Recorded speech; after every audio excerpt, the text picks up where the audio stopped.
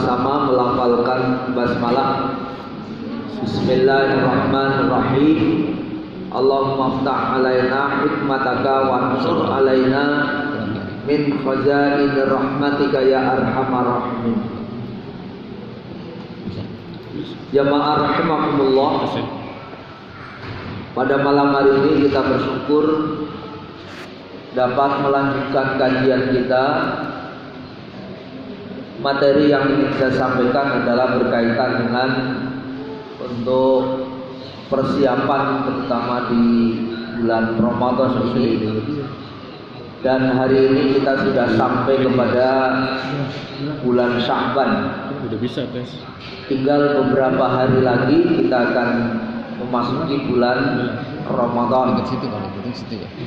Jamaah rahimakumullah, kita bersyukur, dan kesyukuran kita ini mari kita gambarkan sebagaimana yang digambarkan di dalam Quran surah 10, yaitu surah yang Yunus ayat 58. Allah Subhanahu wa taala berfirman,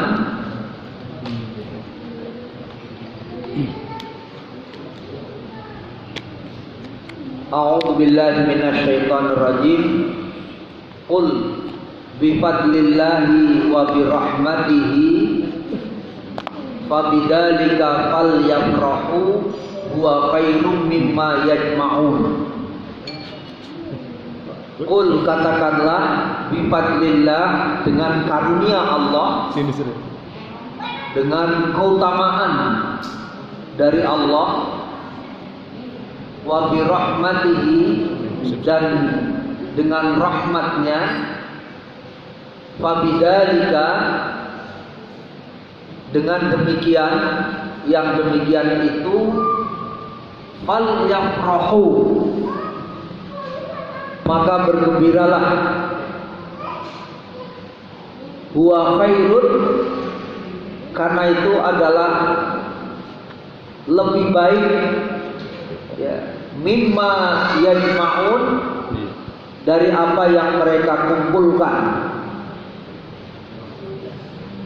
Jadi ayat ini memberikan sebuah statement kepada kita. Yang pertama, kita disuruh untuk bergembira ketika datangnya bulan Ramadan. Wal yafrahu, begitu. Mengapa gembira?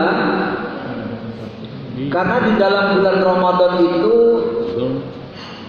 ada malam yang begitu utama, yaitu turunnya Al-Quran, disebut dengan nuzulul Quran. Dengan turunnya Quran itulah maka Allah menyebutnya wa bi rahmatihi, maka Al-Quran itu menjadi rahmat, menjadi sebuah kenikmatan yang luar biasa, begitu. Maka karunia Allah ini dan rahmatnya itu adalah kita disuruh fal yafrahu, gembira. Mengapa gembira? Wa khairun, yang demikian itu lebih baik, mimma yajma'un, dari apa yang mereka kumpulkan. Bapak Ibu, manusia itu biasanya senang ngumpulin apa, Pak? Harta. Ngumpulin harta, ya. Maka nanti dalam Al-Quran kan jelas itu, dalam surah Ali Imran ayat 14, Zuyyina linnasi hubbus syahawati minan nisa wal banina wal qanatiril muqantarati minad dahabi wal fiddah wal khailil musawwamati wal an'am wal harth, dalika mata'ul hayati dunya wallahu indahu husnul ma'ab. Demikian Allah berkalam, ya, dalam surah Ali Imran ayat 14. Zuyyina linnasi hubbus syahawat, dihiasi kepada segenap manusia adalah syahwat, satu keinginan yang besar, yang luar biasa. Yang pertama adalah yang paling diinginkan oleh manusia adalah minan nisa, maksudnya pasangan wanita, karena sebagai perhiasan itu ya. Yang kedua wal bani, anak-anak. Wal qanatiril muqantarah, harta yang berlimpah itu. Wal fiddah, emas. Dan juga perak gitu ya. Wal khailil musawwamah, kendaraan. Wal harth, ya, wal an'am, yaitu binatang peliharaan, dan ars, sawah ladang. Tapi kata Allah, dalika mata', itulah sesuatu yang kecil di hadapan Allah. Tetapi yang besar itu apa?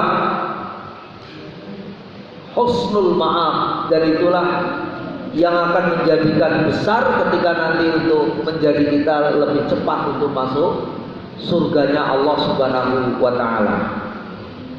Mengapa kok Al-Quran menjadi sesuatu yang lebih besar daripada harta yang kita kumpulkan? Karena seringkali Bapak dan Ibu, harta itu menyebabkan manusia itu lalai mengingat Allah.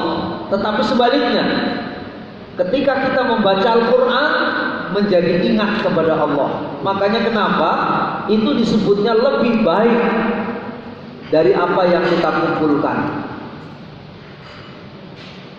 Walaupun memang ya tidak semua orang yang dengan hartanya itu dia lalai, tentu tidak.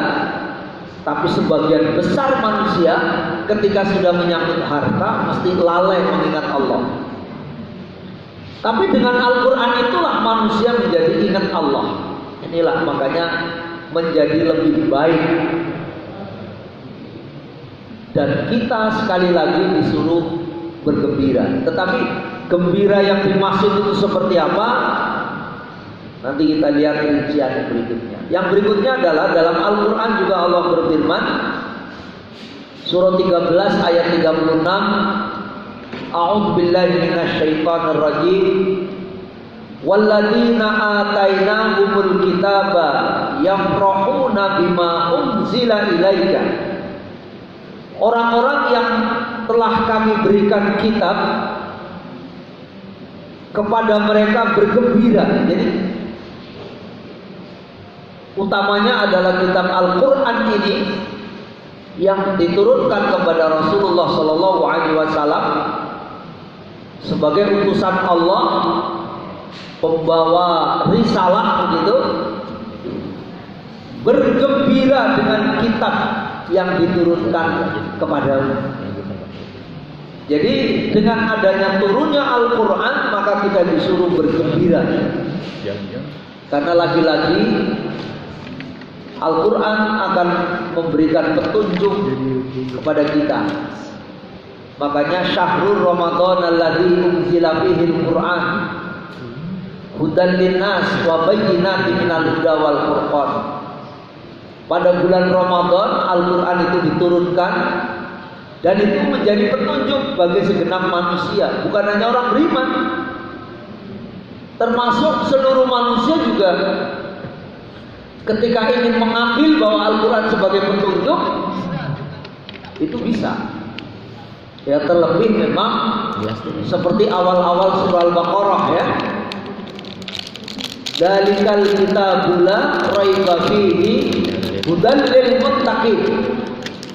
Inilah ayat Alkitab, yaitu Al-Quran, maksudnya la raiba fihi, tidak ada keraguan di dalamnya,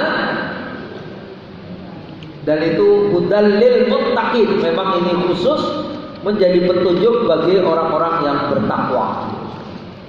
Dan itulah Al-Quran diturunkan pada bulan Ramadan. Maka bulan Ramadan menjadi agung itu bukan karena Ramadannya itu sendiri. Bulan Ramadan itu menjadi agung dan besar karena diturunkannya Al-Quran. Makanya bulan Rajab itu menjadi hebat karena apa?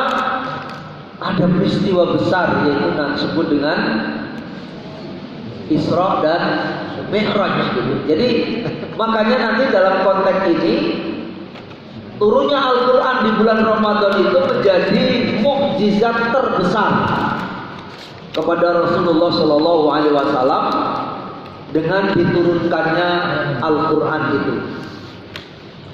Dan mukjizat yang kedua setelah Al-Quran itu adalah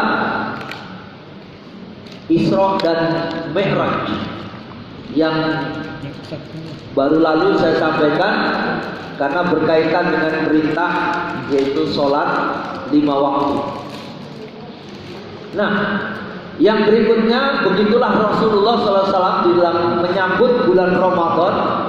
Di dalam hadis ini digambarkan yang diriwayatkan oleh An-Nasai dan Ahmad, qad ja'akum Ramadan syahrun mubarakun iftaradallahu alaikum siyamahu tuftahu fihi abwabu jannati wa tughlaqu fihi abwabul jahim wa tughallu fihi asyayatin fihi lailatun khairun min alfi syahrin man hurima khairaha faqad hurima.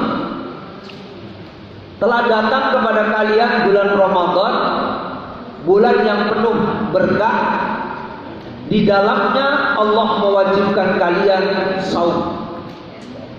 Di dalamnya pintu-pintu surga dibuka lebar-lebar dan pintu-pintu neraka ditutup rapat-rapat, serta setan-setan dibelenggu. Pada bulan Ramadan ada satu malam yang lebih baik daripada 1000 bulan. Dan barang siapa tidak mendapati malam itu, maka dia telah kehilangan pahala 1000 bulan. Diriwayatkan oleh An-Nasai dan Ahmad.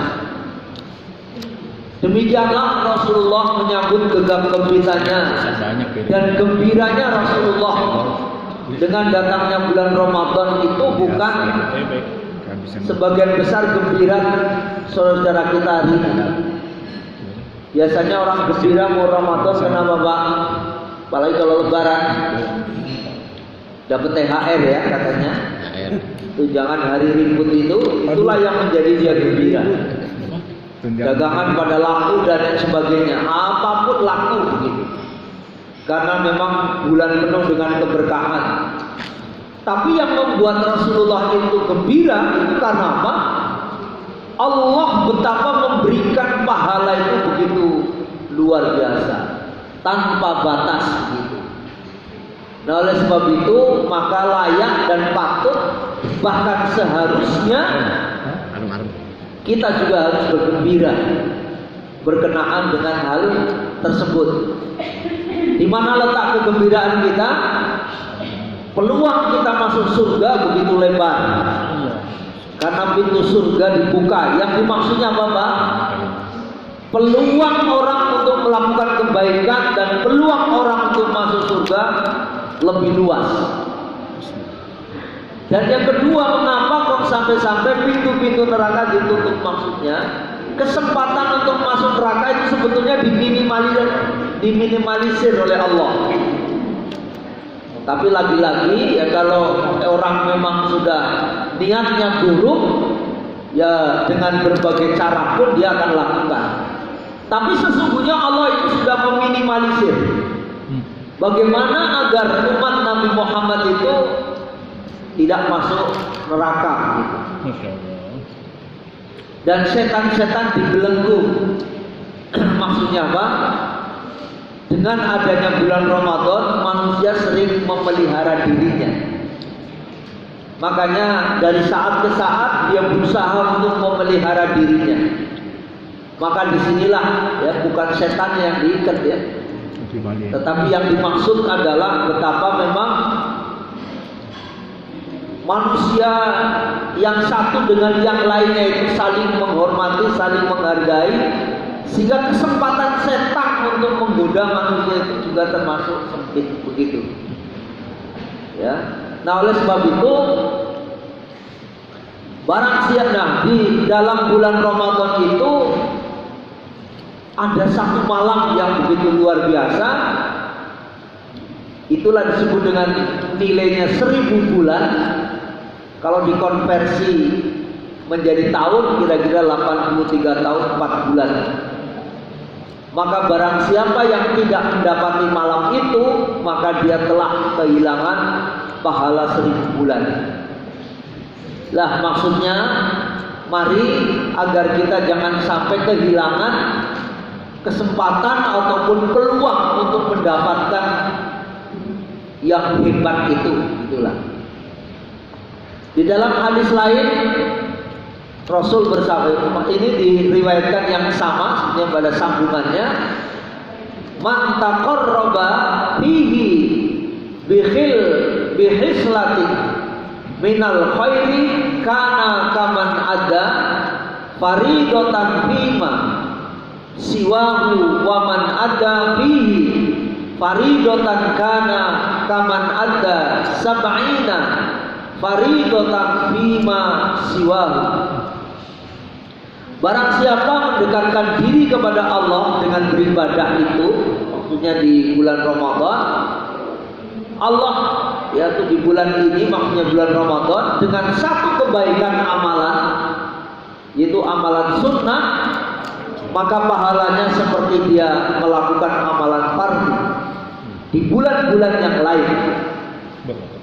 Barang siapa melakukan amalan fardu di bulan ini, maka pahalanya seperti telah melakukan 70 amalan fardu di bulan lainnya. Hadis riwayat An-Nasai dan Ahmad. Jadi Allah betapa melipat gandakan kesempatan memberikan peluang kepada kita yang begitu lebar. Maka kalau ada orang yang sudah diberi kesempatan dengan begitu luar biasa,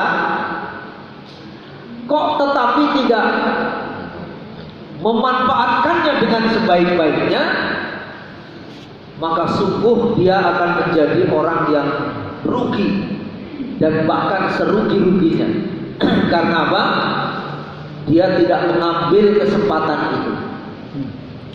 Nah, maka dari itu, agar kita tidak kehilangan momentum, Allah Subhanahu wa taala berfirman, ya ayyuhalladzina amanu taqullaha wal tanzur nafsum ma qaddamat lighadin wattaqullaha innallaha khabirum bima ta'malun. Wahai orang-orang yang beriman, bertakwalah kepada Allah dan hendaklah setiap diri memperhatikan apa yang telah dipersiapkan untuk hari esok, dan bertakwalah kepada Allah. Allah Maha mengetahui, ya, lagi tentu Maha melihat. Nah, inilah maka kita agar ketika menjalankan ibadah di bulan Ramadan, makanya ibarat seperti melakukan sebuah perjalanan. Layaknya sebuah perjalanan pada umumnya, maka dibutuhkan perencanaan, persiapan, dan perbekalan yang memadai sehingga kita akan sampai kepada tujuan yang sebenarnya.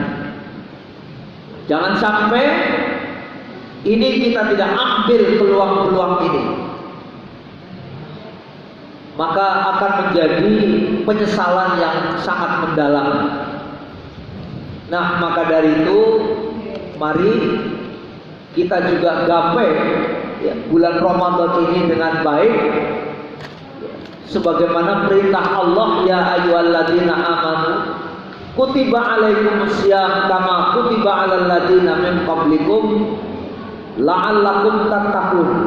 Wahai orang-orang yang beriman, diwajibkan atas kalian melaksanakan saum sebagaimana telah diwajibkan orang-orang yang sebelum kalian. Tujuannya apa? La'allakum tattaqun, agar kalian menjadi orang-orang yang bertakwa. Untuk menjadikan orang bertakwa ini menggunakan la'alla. Kalau dalam gramatika bahasa Arab ini namanya taroji. Taroji itu artinya harapan. Maksudnya adalah harapan tapi yang harus diperjuangkan dengan sungguh-sungguh, dengan kerja keras, bukan santai gitu ya, dengan sungguh-sungguh. Ketika kita ingin menjadi orang yang bertakwa, maka diperjuangkan betul. Makanya menggunakan kalimatnya la'alla. Makanya nanti jangan heran, banyak yang melaksanakan saum setiap tahun berkali-kali, tapi tidak ada perubahan, atau kalaulah ada perubahan sedikit. Mengapa? Karena memang dia tidak perjuangkan dengan baik.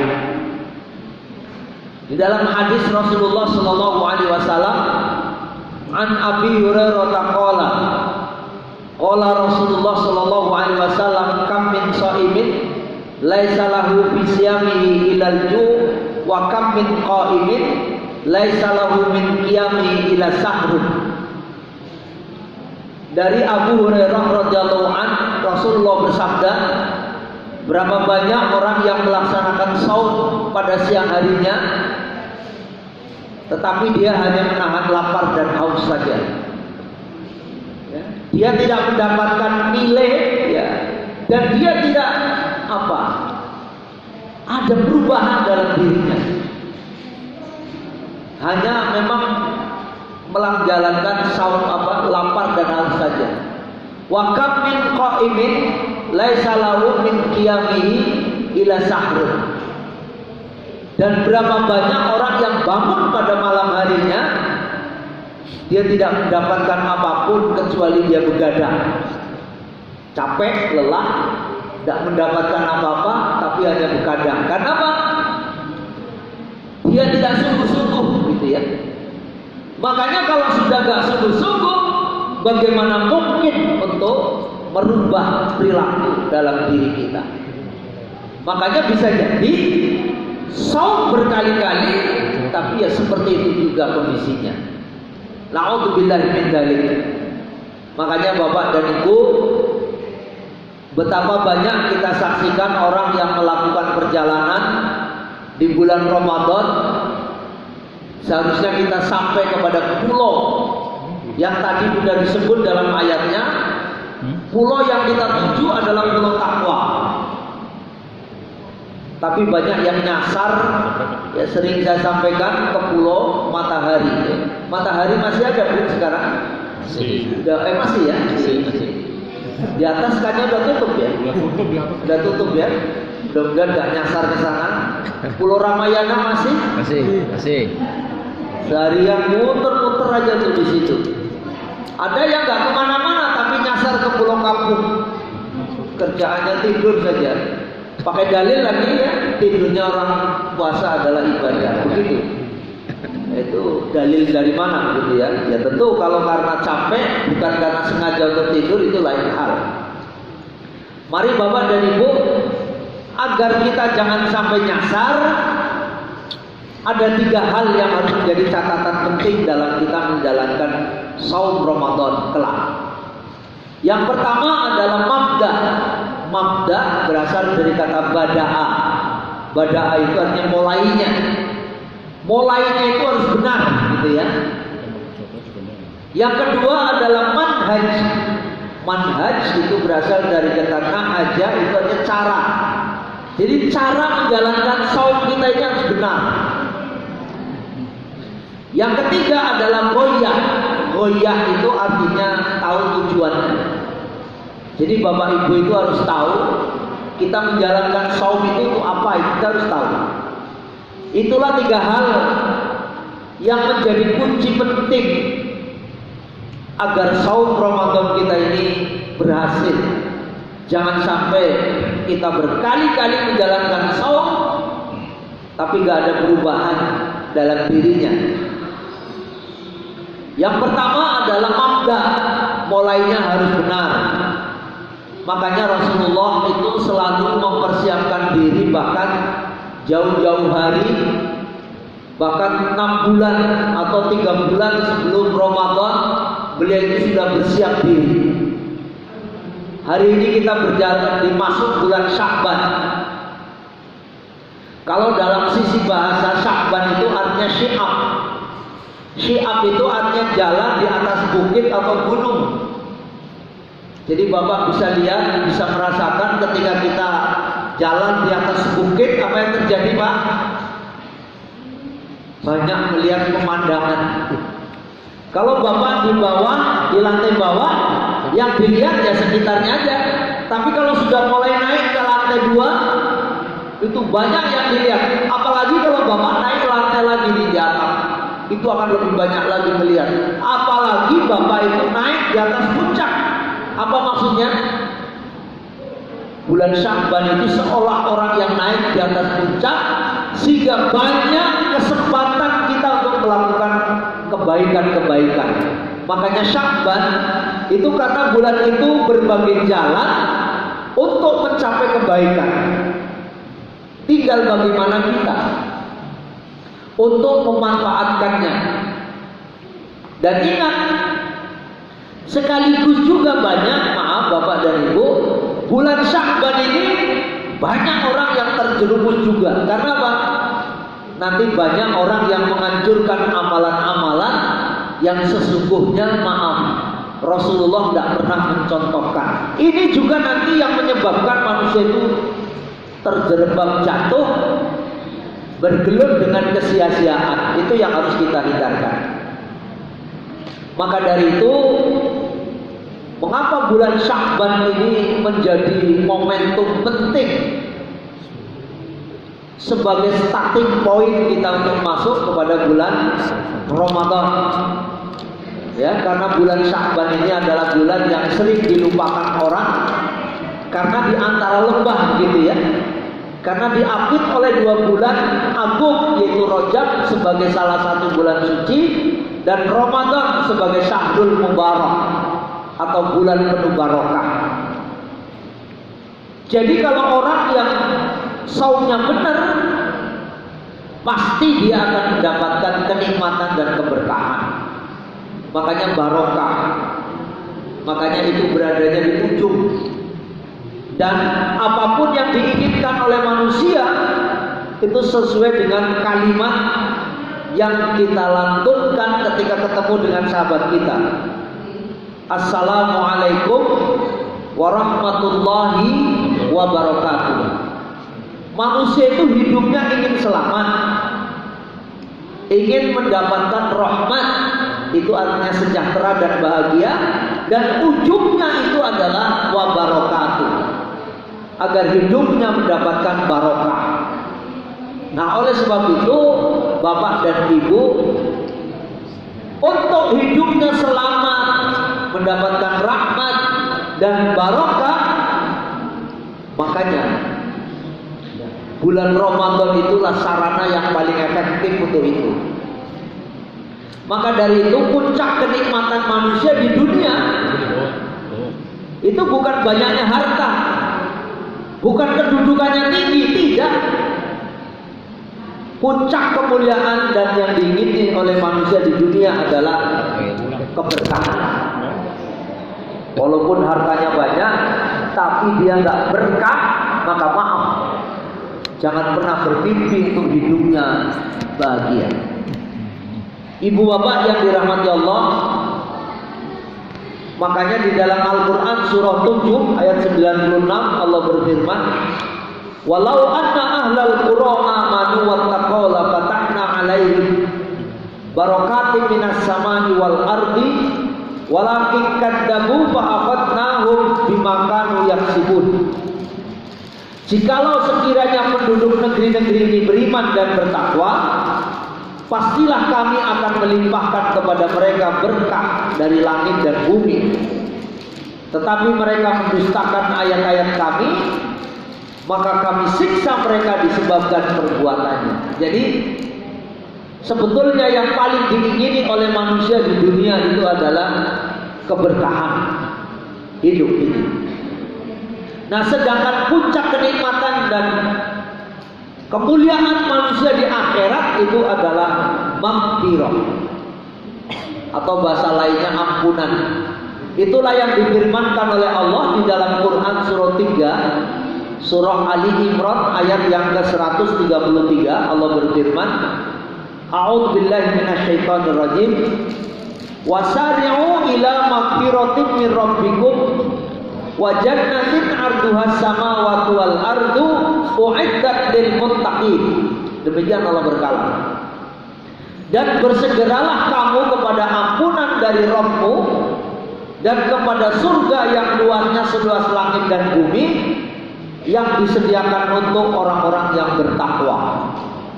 Jadi Bapak dan Saudara, puncak kemuliaan manusia di akhirat itu adalah maghfirah. Ketika orang mendapatkan maghfirah, maka Allah menjanjikan apa? Kepadanya Allah memberikan surga, yang luasnya surga itu seluas langit dan bumi, yang itu disediakan untuk orang-orang yang bertakwa. Nah, maka dari itu seringkali bulan Sya'ban ini menjadi momentum penting, tapi sebaliknya banyak juga orang yang pada akhirnya jatuh kepada nilai kehinaan. Karena apa? Beramal tapi gak hati-hati. Makanya hati-hatilah Pak dengan ritual namanya nisfu Sya'ban, yang mungkin nanti sebentar lagi saudara-saudara kita mungkin akan melaksanakan itu. Yang kita hari ini kan baru tanggal berapa nih? Sya'ban 8 ya? Tanggal 8. Nah, nisfun itu artinya pertengahan Sya'ban, ya di bulan Sya'ban. Jadi pertengahan bulan Sya'ban, kira-kira malam tanggal 15 itu nanti gegap gempita begitu luar biasanya sampai berlebihan, bahkan nanti banyak kemusyrikan yang luar biasa. Jadi nisfu Sya'ban itu kebiasaan yang dilakukan oleh sebagian masyarakat kita pada malam pertengahan 1/2 bulan Sya'ban. Di antaranya mengadakan kegiatan satu, membaca Yasin, gitu ya. Bacaan pertama agar panjang umur, bacaan kedua agar rizkinya berlimpah, bacaan ketiga agar murah jodoh. Sergap ini yang ketiga ya, murah jodoh, gitu ya. Nah, terus yang udah punya gimana misalnya ya? Apa jadi nambah gitu ya? Wallahu alam ya.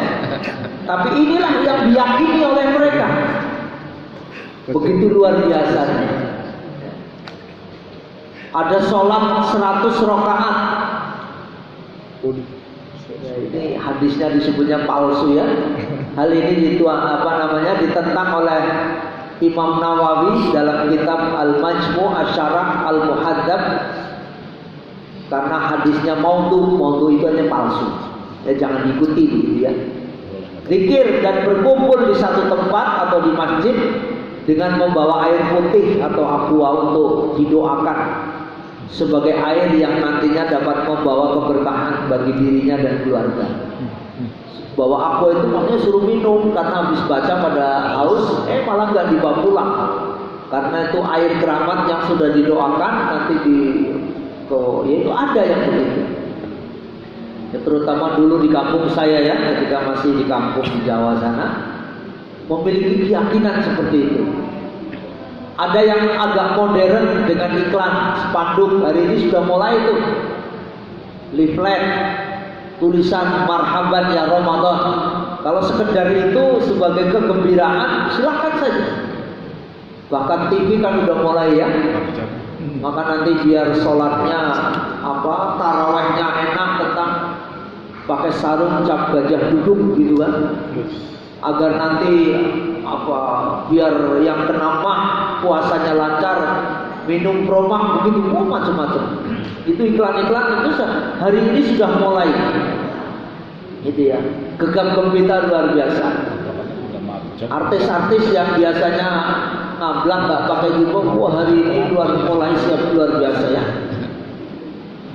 Secara tradisional dengan ungkapan perilaku, karena tidak pandai berkata-kata, daerah tertentu dengan istilah ada nyandran. Ya, kalau di kampung saya namanya nyandran, terutama kalau sudah mulai pertengahan ya. munggahan kalau di Sunda ya, orang Sunda munggah itu naik ya. Ada juga yang mandi balimo. Di kampungnya Bu Wati itu ya, ada mandi balimo. Mandi pakai jeruk limau maksudnya mungkin ya, bersih diri gitu ya. Kalau di kampung saya ada namanya padusan itu podo atus itu ya mandi. Nah, ya itulah, kalau itu tradisi, ya tradisi. Nyadran itu artinya dalam bahasa Arab. Maaf karena lidahnya orang Jawa ngomong sodrun, itu aslinya sodrun. Sodrun itu artinya dada. Maksudnya kalau orang mau melaksanakan saum itu harus dadanya itu dibereskan, dibersihkan gitu. Maksudnya begitu, itu pesan moralnya begitu. Jadi pesan moralnya nggak sampai, tapi ritualnya yang ramai. Kalau nyadran itu kan ramai betul ya, pakai tumpeng, tukar-tukaran tumpeng luar biasa. Ada ingkung, kalau di kampung itu ingkung itu maksudnya ayam yang penuh itu, satu ayam pokoknya masih utuh. Ya sampai ayamnya ingkung, makanya namanya ingkung, nanti dibagi-bagi itu ya. Nyadran itu maksudnya adalah sodrun, artinya dada. Yang dimaksud adalah hati dengan maksud untuk membersihkan hati dengan saling memaafkan. Makanya nanti ada keluar makanan namanya apem. Apem itu bahasa Arab, ampun. Ya kan, lidahnya orang Jawa ngomong ampun kan angel udah apem. Jadi keluarnya apem itu maksudnya bagaimana agar kita saling memaafkan. Gak tahu malam ini ada apem nggak? Ada ya. Ampun atau dilambangkan dengan kue apem, gitu ya, namanya ampun. Ada yang juga dilambangkan apa, nyekar itu artinya kembang ya. Makanya nanti ada orang yang seolah-olah mewajibkan kalau bulan Sya'ban itu mesti harus ziarah. Tidak pernah Rasul mewajibkan ziarah pada bulan Sya'ban. Sama aja, mau bulan Sya'ban, bulan apa sama aja. Jadi kita jangan ikut-ikutan. Karena itu memang gak sunnah. Artinya Rasul tidak mengutamakan dengan apa di bulan Sya'ban dengan bulan lain, tidak. Karena sama saja. Yang namanya ziarah kapan saja silahkan. Kalau mengharuskan di bulan ini, itu menjadi bermasalah. Itu ya. Karena memang Rasul gak mencontohkan. Maka atau ziarah ke makam, karena bulan ini juga disebut sebagai bulan ruah. Ruah itu jamak dari ruh. Mengapa? Karena bulan Sya'ban ini hari besarnya para ruh. Yang konon menurut tradisi itu ruh nanti akan pulang ke kampung, ke rumahnya, nengok keluarganya masing-masing. Maka yang di rumah itu punya kewajiban untuk nganter lagi ke makam. Makanya namanya nyekar. Nyekar itu artinya kembang agar wangi. Ketika ke makam bawa kembang. Itu kembang itu kan dari adat agama lain. Ya kita nggak usah ikut-ikutan. Kalau lah bapak ibu mau ziarah saja, nggak usah bawa kembang, berdoa saja di sana. Nggak perlu macam-macam begitu ya. Hanya pertanyaan kita kemudian, apa sesungguhnya yang sangat dianjurkan oleh Rasulullah? Ini yang paling penting. Tapi rupanya udah ada. Lanjut ya? Lanjut. Iya sudah. Oh, tapi lanjut sampai jam 8. Iya. Lanjut. Memang waktunya kayaknya cepat sekali. Tapi silakan, mungkin ada yang ingin tanya. Jadi ini bagaimana Rasul untuk ini, silakan ya. Pak Budi nanya ada Banyak. Saya bilang banyak. Banyak sih. Apa namanya? Sejalan dengan yang dibahas tadi. Tapi mungkin ada juga sedikit Japri Pak. korelasinya, karena berhubungan dengan kemuliaan agama Islam gitu ya. Kita kan menghindari apa namanya, percampuran Akulturasi dalam bahasa budaya, dalam budaya Islam. kalau memang itu murni budaya, nah, tidak dipoles itu sebagai agama, enggak masalah. Ya. Nama dia juga mentolerir. Ya. Makanya ada namanya dakwah kultural. Ya. Nah sekarang kan ada itu viral. Oh iya. Ya, viral.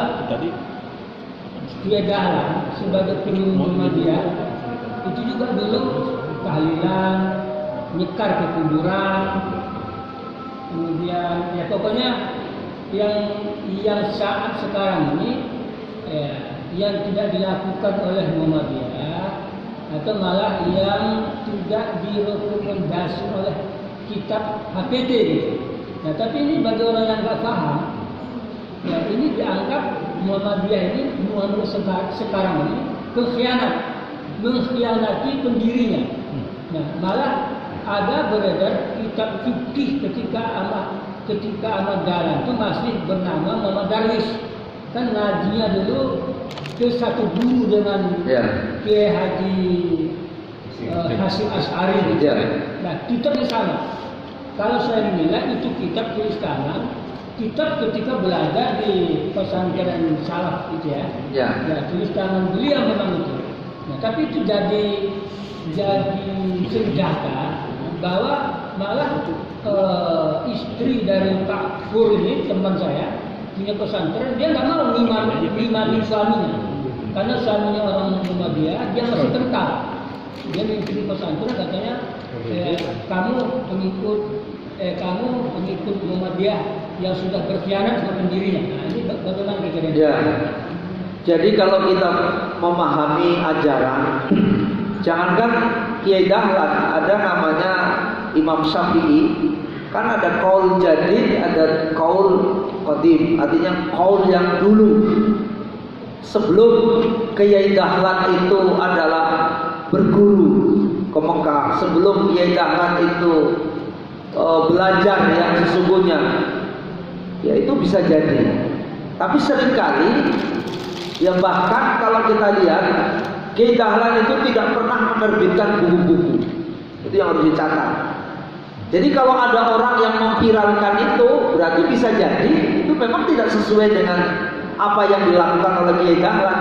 Terakhir kemarin malah ada yang diviralkan berkaitan dengan Buya Hamka.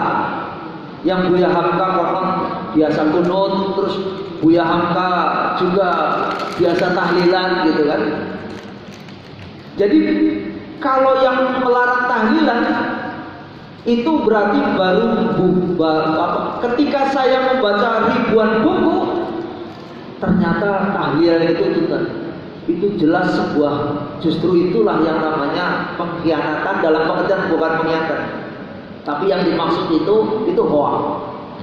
Karena memang Buya Hamka nggak pernah ngomong begitu. Yang ngomongnya itu artinya Buya Hamka itu, ketika saya belum baca buku yang banyak, begitu mudah menyalahkan orang. Tapi begitu saya baca ribuan buku, saya tidak mudah menyalahkan orang. Itu betul, tapi itu dijadikan senjata ketika saya belum membaca itu, ketika saya membaca ribuan buku, ternyata tahlilan itu ternyata sunnah. Itu dilarikannya ke situ, Pak. Padahal bukan itu maksudnya. Buya Hamka pernah menyampaikan, memang betul. Ketika saya belum baca buku banyak, itu begitu mudah menyalahkan orang. Tetapi begitu saya banyak membaca buku, bahkan ribuan buku, saya ternyata semakin luas dan saya tidak mudah menyalahkan orang. Bukan kaitannya dengan tahlilan dan lain sebagainya, termasuk yang berkaitan dengan Kiai Dahlan juga begitu. Nah oleh sebab itu, maka juga jangan mudah terprovokasi dalam pengertian seolah-olah gitu ya. Ya memang betul bahwa ketika nanti di Majelis Taklim dulu awalnya pernah juga di fatwa itu kunut, tapi kan setelah dikaji, kalau Bapak baca buku di dalam buku tajwid itu ada memang, tapi kan perkembangannya setelah ditarjih, oh ternyata memang tidak, akhirnya juga stop, itu biasa. Jadi memang ada namanya qaul jadid, ada qaul qadim. Jadi maksudnya ada fatwa-fatwa yang memang dulu tapi sudah nggak dipakai, itu yang hari ini blow up yang sehingga seolah-olah gitu ya, padahal Kiai Dahlan dulu begini begitu, padahal bukan demikian maksudnya. Gitu Pak Jon. Memang banyak yang berseliweran itu seolah-olah ini menjadi senjata untuk menghantam ya, padahal dulu Kiai Dahlan itu memang ya biasa, namanya tahlilan biasa begitu ya, dan luar sebagainya. Nah oleh sebab itu memang kalau di dalam putusan tarjih itu kan kenapa? Muhammadiyah punya prinsip, tetapi tidak menyalahkan orang lain. Silahkan orang lain mau melakukan ini, melakukan itu, karena mereka punya keyakinan sendiri, punya dalil sendiri. Itu disilahkan. Tapi bukan berarti kita terus masuk ke sana, bukan. Ya, tapi bukan juga menghindarkan juga tidak. Karena apa? Manusia nanti nggak pernah tercerahkan. Makanya ada yang namanya dakwah kultural. Dakwah kultural itu maksudnya dakwah tetapi masuk ke dalam aspek-aspek yang begitu. Bagaimana dulu kan Pak A.R. Fakhrudin itu melakukan, kan dulu A.R. Fakhrudin yasinan. Tapi yasinannya A.R. Fakhrudin kan beda. Bukan baca terus, tapi coba sekali-kali kita yasinan itu jangan dibaca begitu terus, coba sekali-kali kita terjemahkan. Ya, maka pada malam itu dimulailah, tapi tambah asik. Lama-lama baru membaca sedikit sudah malam. Ya, akhirnya majelis yasinan itulah menjadi majelis tafsir Quran, kan begitu. Jadi itulah yang dimaksud dengan dakwah kultural itu begitu. Masuk ke dalam komunitas itu, tapi gak ke bawah. Jangan salah, jangan sampai kita masuk ke kriung ke situ, tapi kita gak bisa mewarnai dan bahkan kita ikut ke bawah, bukan begitu. Pak Rudi yasinan juga, tapi yasinan saya berbeda ya katanya kan. Kalau yasinan saya itu ya mari kita baca pelan-pelan, terus nanti diterjemahkan, nanti diartikan, terus kita pahami. Lama-lama kan jadi majlis apa itu tafsir kan, yang pada akhirnya itu menjadikan justru Muhammadiyah tumbuh dan berkembang di sana. Jadi seperti itu memang betul di bawah. Ya betul. Jadi yang awalnya kiainya disalami aja nggak mau jawab ya. Iya betul, gurunya disalami berkali-kali nggak mau jawab karena dikiranya ajaran apa itu Muhammadiyah begitu kira-kira ya. Tapi lama-lama justru malah diminta untuk menggantikan tuan gurunya itu. Saya kira itu yang mungkin bisa kita. Jadi kita juga jangan alergi dalam pengertian itu. Tapi kalau kita memungkinkan untuk bisa masuk yang pada akhirnya apa merubah tradisi tadi, ya sekali lagi yang bahasanya Pak John tadi budaya, tapi bukan yang akulturasi. Yang akulturasi itu dicampur baurkan ya, seolah-olah itu sebuah ajaran, bukan. Budaya Islam ya Islam gitu ya, dan bisa dicampur adukan. Saya kira itu Pak John, terima kasih ya. Ya memang seringkali banyak orang yang terjebak kepada hal-hal yang begitu, yang pada akhirnya menjadikan fitnah. Itu yang perlu ditegaskan. Baik, Bapak Ibu, mari kita akhiri dengan doa kafaratul majlis.